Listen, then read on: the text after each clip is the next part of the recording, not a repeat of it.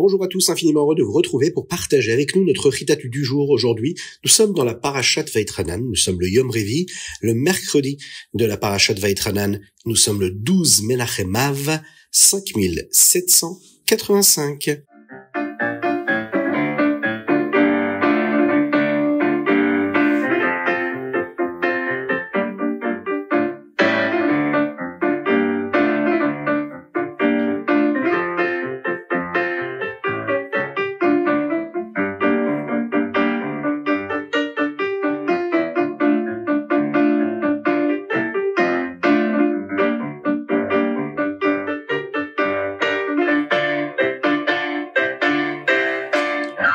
Et nous allons commencer tout de suite par le Chumash du jour. Aujourd'hui, nous apprenons le Révi. Moshe Rabbeinu rappelle au Am Israël les Aseret Adiberot, les 10 commandements qu'ils ont entendus lors du Matan Torah. Au Matan Torah, Hachem a parlé au Am Israël face à face.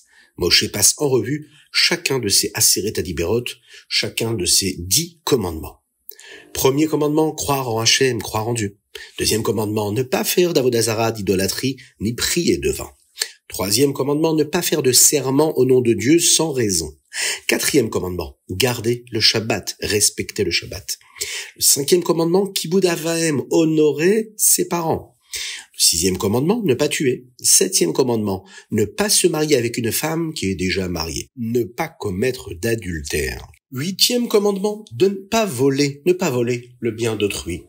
Le neuvième commandement, ne pas mentir devant un beddin, devant un tribunal en tant que témoin. Et le 10e commandement, de ne pas être jaloux, ne pas convoiter les biens d'autrui.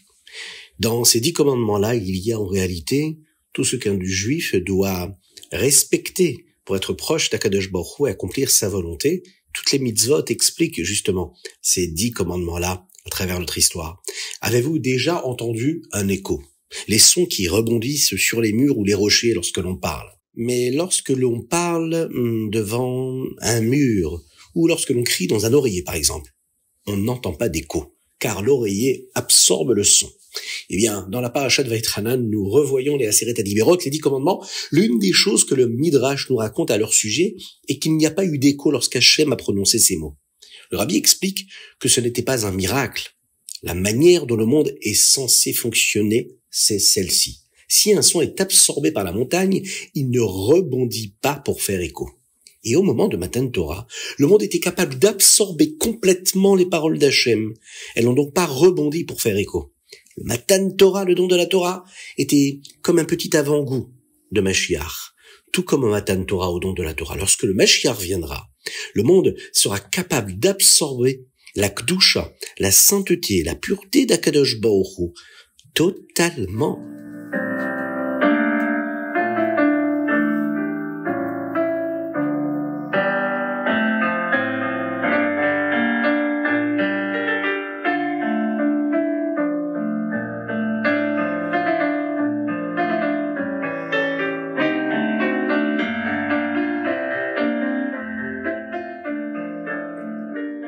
Nous passons tout de suite au Tehillim du jour.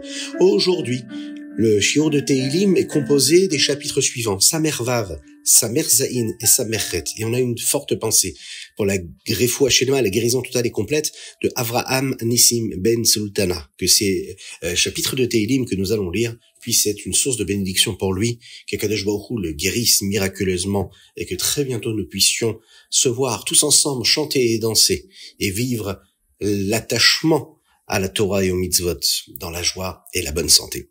Le chapitre Samer Zain est également appelé le Mizmor de la Menorah. Ce chapitre, qui commence par les mots Lamnatseach Bineginot, a 7 versets et 49 mots.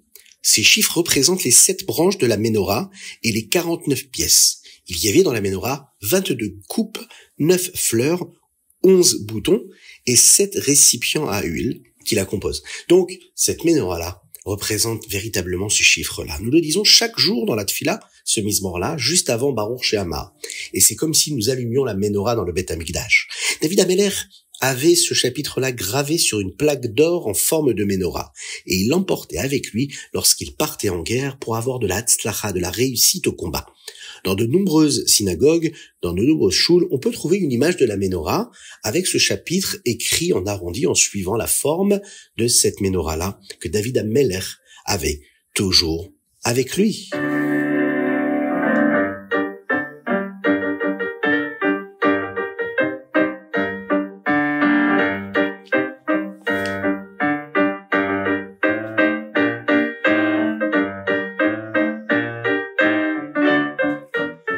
Tania, Igeret HaKodesh Siman Dalet. Étudier, prier, aller dans un phare Rengen nous fait ressentir des émotions différentes l'une de l'autre, ou parfois des émotions qui se rejoignent toutes ensemble. Nous sommes inspirés, nous voulons accomplir la Torah et les mitzvot avec plus d'amour pour Dieu. Mais est-ce que nous voulons vraiment que le judaïsme, le lien que nous avons avec Dieu, soit quelque chose que nous vivons pour une raison ou tout simplement pour une émotion et un sentiment? Est-ce qu'elle est notre vie véritablement, ou est-ce que nous la vivons parce que nous ressentons quelque chose ou parce que nous en avons besoin? Le fait de désirer quelque chose pour une raison vient de notre superficialité, la superficialité de notre cœur. Cela veut dire qu'on est dépendant de cette chose-là et que quand on l'a fait pour combler un manque que nous sommes en train de ressentir. Le fait de désirer parce qu'elles sont ce dont notre vie est faite, cela vient de la pnimiyut halev, la profondeur du cœur. Pas parce qu'on en a besoin, mais parce que c'est notre vie. Le Rabbi Shimon Zalman a dit que si toute notre vie est occupée par autre chose que la Torah, alors le judaïsme, notre attachement à Dieu, ne pourra être que dans notre chitzoniut halev, dans notre superficialité de notre cœur. La pnimiyut, la profondeur, l'authenticité sera donc en exil dans le matérialisme. La seule façon de le libérer de la galoute, pour que toute notre vie soit le lien que nous avons avec Dieu, c'est qu'Akadosh Baruch Hu nous aide à le faire sortir. Qu'est-ce qui pousse Dieu à le faire? Quand nous donnons la tzedaka, nous prenons ce dont nous avons besoin, ce qui fait partie de nous. C'est notre vie, l'argent.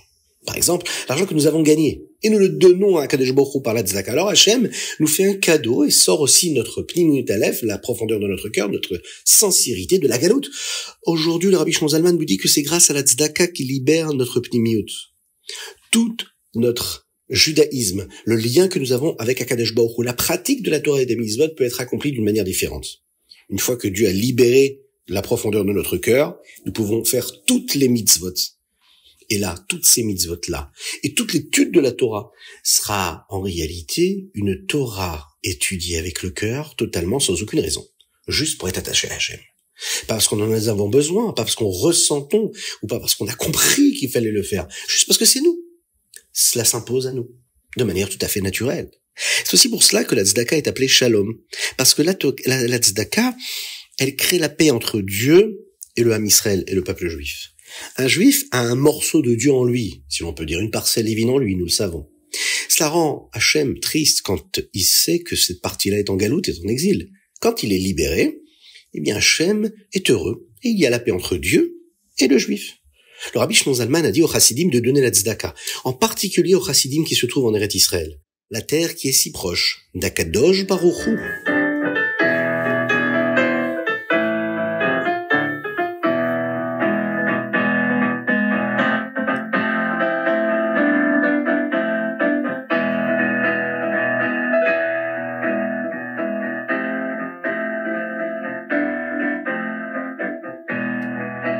Ayom Yom Yudbet Menachemav, 12 Menachemav. Le Rabbi Shimon Zalman a dit quelque chose qu'il a entendu du Maggid de Mezrich, qui lui l'a entendu du Baal Shem Tov. Il disait, la Ahavat Israël, l'amour d'un juif pour un autre juif, fait partie de la Ahavat Hashem, l'amour de Dieu. Parce que chaque juif a en lui Hashem, à travers la Neshama. Lorsque nous aimons un juif, nous aimons en réalité Hashem. Pourquoi? Puisque Hashem est la partie profonde d'un juif. Celui qui aime le Fils aime le Père. Celui qui aime un juif aime l'âme de ce juif. L'âme de ce juif, c'est donc Akadosh Baruch Hu.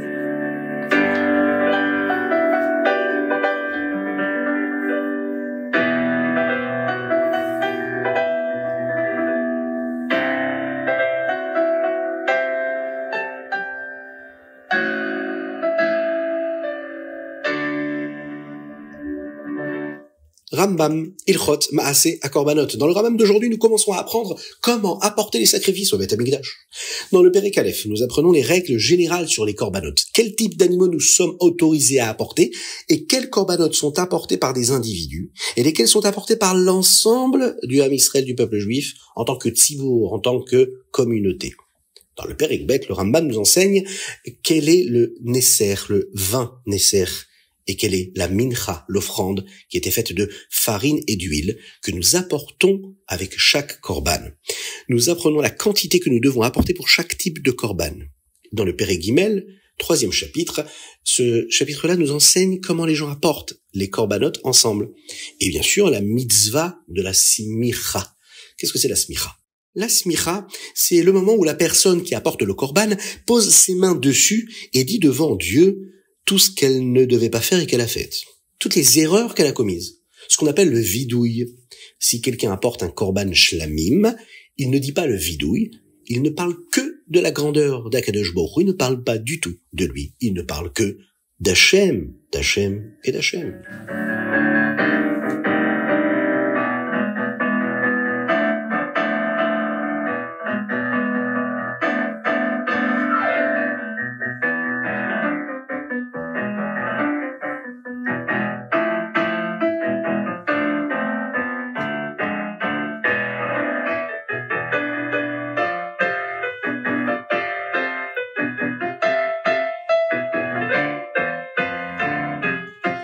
Aujourd'hui, nous sommes le Yud Bet Menachem Av. C'est le jour du mariage du Rabbi Shlomo Zalman avec la rabbinite Sterna. Leur mariage a eu lieu seulement quelques mois après la Istalkut du Baal Shem Tov, le jour de Shavuot, c'est-à-dire le jour où Akadosh Baruch Hu a appelé le corps du Baal Shem Tov vers lui. Nous savons que la chassidoute du Admor HaZaken était basée sur les enseignements du Baal Shem Tov. Et une des choses que le Baal Shem Tov a enseigné et que nous devrions prendre du plaisir à aider un autre juif, la Ahavat Israël. Le Rabbi Shlomo Zalman en a donné un bel exemple au moment de son mariage. Sa kala, la Rebbetzin Sterna, était la fille d'un homme très très riche et respecté. La coutume à cette époque était que la famille de la kala donnait une somme d'argent au khatan, qui est appelée une dot, au khatan. Comme la Rebbetzin Sterna, l'épouse du Rabbi Shlomo Zalman, venait d'une famille très riche, cette dot-là représentait beaucoup d'argent. Le Rabbi Shlomo Zalman a posé comme condition qu'il puisse utiliser cet argent comme il le souhaitait. Dès qu'il a reçu l'argent, le Rabbi Shlomo Zalman a mis en place un programme pour aider le Ham Israël, pour aider ses frères juifs à s'installer dans des fermes pour gagner leur vie, la parnassa, pour qu'ils puissent travailler dans ces fermes-là. À cette époque, la plupart des juifs vivaient dans les villes et il était difficile pour beaucoup d'entre eux de gagner assez d'argent pour vivre. Le Rabbi Shlomo Zalman voulait les encourager à s'installer dans ces fermes-là où il serait plus facile de gagner une bonne parnassa. Et c'est avec cette magnifique Ahavat Israël que le Rabbi Shlomo Zalman a commencé sa vie de couple.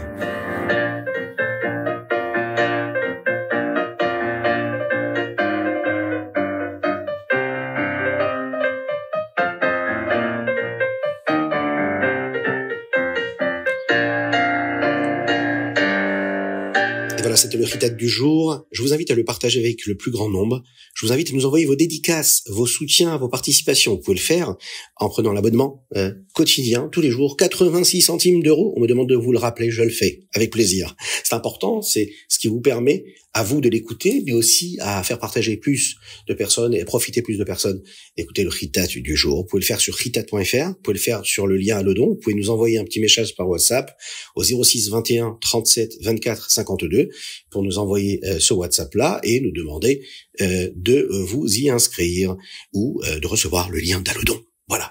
Je vous dis à très très bientôt. Que Dieu vous bénisse et qu'il vous protège. Qu'il inonde votre existence de bonté, de grâce et de miséricorde. Qu'il nous envoie Mashiach. Que l'on se retrouve très très rapidement tous ensemble avec nos frères en Eretz Israël. Que les otages soient libérés. Que les Chayalim puissent être puissants, forts et qu'ils gagnent la guerre qui nous amènera Mashiach très très rapidement. Bekarov, Mamash.